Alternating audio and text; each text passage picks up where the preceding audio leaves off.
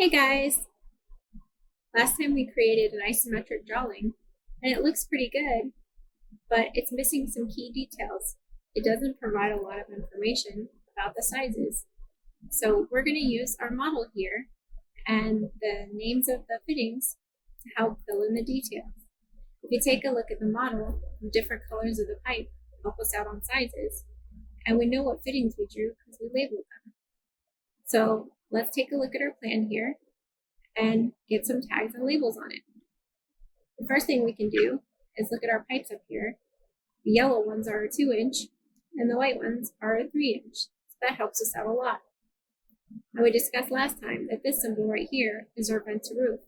There's a cool abbreviation for that. So we know it's 2-inch because it's yellow. So we can go ahead and write that one in. So it's a 2-inch vent to roof. So that's pretty easy. And all of our vents are 2-inch, so we can go ahead and label those.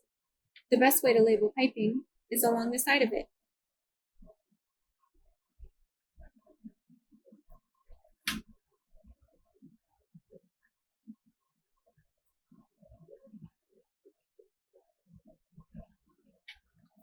So we got most of those labeled, and that's pretty easy.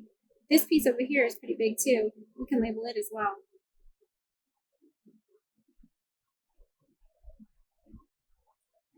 We'll save this one to see what we need to label first in the way. So some of the other pieces we can label over here is this. This is a P-trap. But the bigger important thing is what is it connected to? That's what anybody looking at the plan would want to know. So what fixture was it? We can take a look up here at our plan. And what was it? Is it a shower on your plan or is it a bathtub? On my plan, it's a bathtub. So I'm going to write over here the letters BT because it's a bathtub. That's what it goes to. This one right here is going up to a water closet. So I'm going to write water closet. That's the abbreviation for it, WC.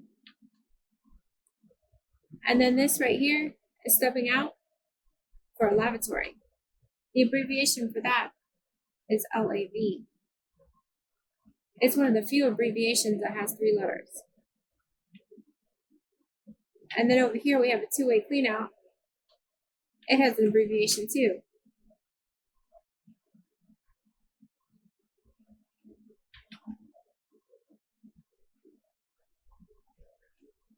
It's another 3-letter one. It's 2WCO, but the 2 is there just because it's a 2-way clean out. There's also a ground clean out and a yard clean out. That's they're different letters, but all right, guys. So we have some other things to do. Remember, I mentioned in one of the previous videos that this reducing combo has an interesting way to label it. It really does, because the main line here is 3-inch and this goes to 2-inch.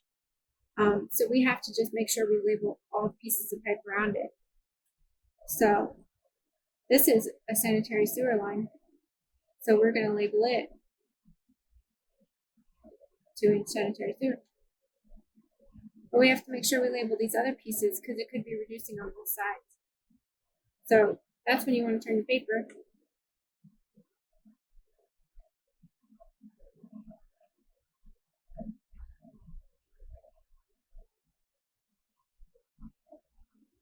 And you've got it all labeled. So this Y over here is still running for me as 3-inch. So I'm going to do the same thing here.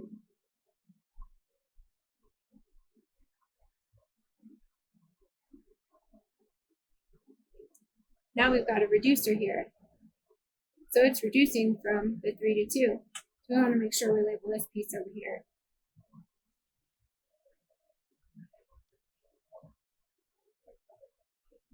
Now we know we just went from 3 to 2. So it's not really necessary to label this big piece, but we have lots of room to do so. I'm going to go ahead and do that.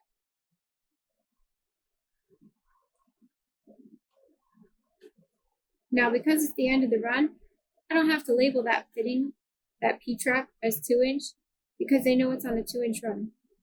And drain pipe doesn't get any smaller than 2-inch unless you're running it to a commercial fixture or something really small up here, off an arm, like 1.25 inches and such.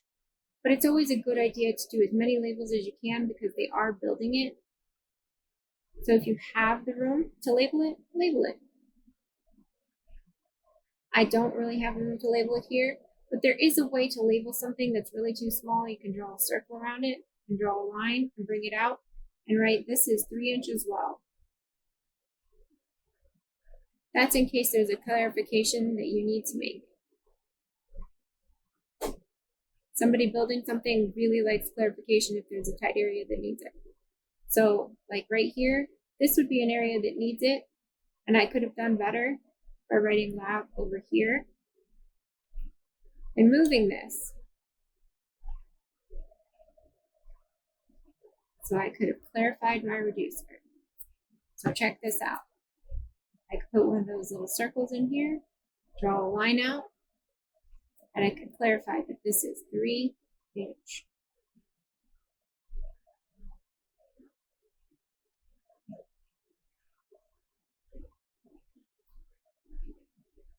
Right to that point. So that gives them some clarification that they're going from there to there. That's always helpful if they're building in the field. Now this main line going up should definitely be labeled.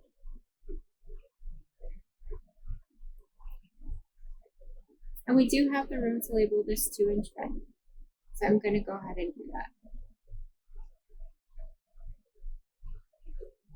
So that's it. That's all there is to it.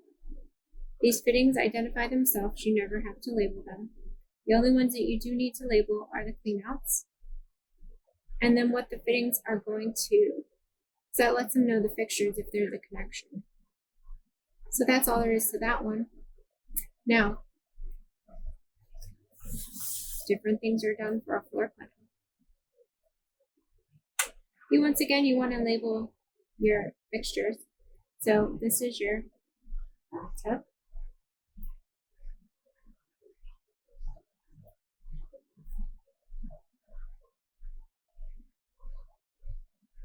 And you always label them in the same direction, like you're walking into the room. Now, we can't even see the vents here, so there is no vents to label. You would only label the sewer. So this is our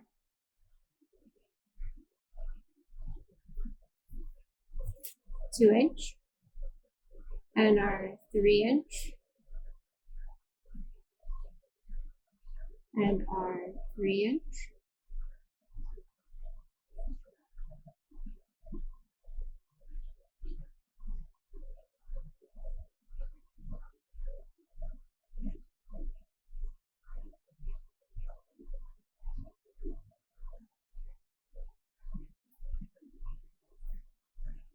So the reason for adding detail is this doesn't quite give enough information here. There's not enough room to put callouts.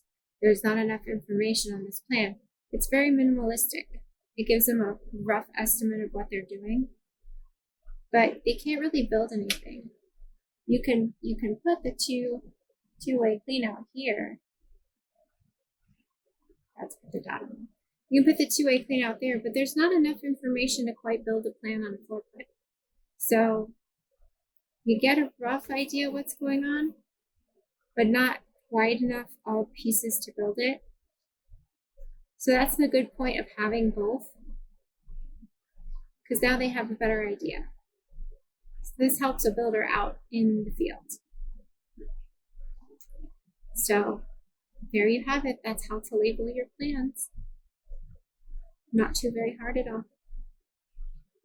All right, guys, have some fun with it.